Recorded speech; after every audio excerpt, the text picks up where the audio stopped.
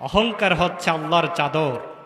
যে ব্যক্তি আল্লাহর চাদর নিয়ে টানা হেঁচড়া করে তাকে আল্লাহ রাব্বুল আলামিন এই দুনিয়াতে লাঞ্ছিত বঞ্চিত করেন।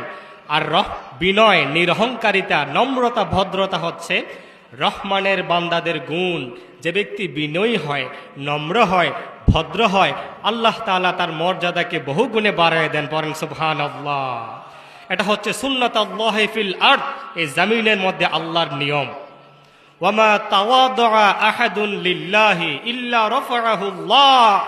যে ব্যক্তি আল্লাহর জন্য বিনয়ী হবে, নম্র হবে, তাকে আল্লাহ রাব্বুল আলামিন তার মর্যাদাকে বহুগুণে বৃদ্ধি করে দিবেন। পড়েন সুবহানাল্লাহ। মানুষের কিসের এত অহংকার, মানুষের কিসের এত দাম্ভিকতা? এই ক্ষমতা, টাকা পয়সা, ছেলে সন্তান, শক্তি সবকিছু তো আল্লাহর দেয়া নেয়ামত। যে ব্যক্তি আল্লাহর দেয়া নেয়ামত পেয়ে নেয়ামতের শুকরিয়া আদায় করবে, রব্বুল আলামিন তাদেরকে আরো বাড়িয়ে দিবেন। আর যে অহংকারী হয়ে যাবে, দাম্ভিক হয়ে যাবে, তাহলে আল্লাহ তাআলা তাদেরকে ধ্বংস করে দেবেন। বলেন ঠিক কিনা?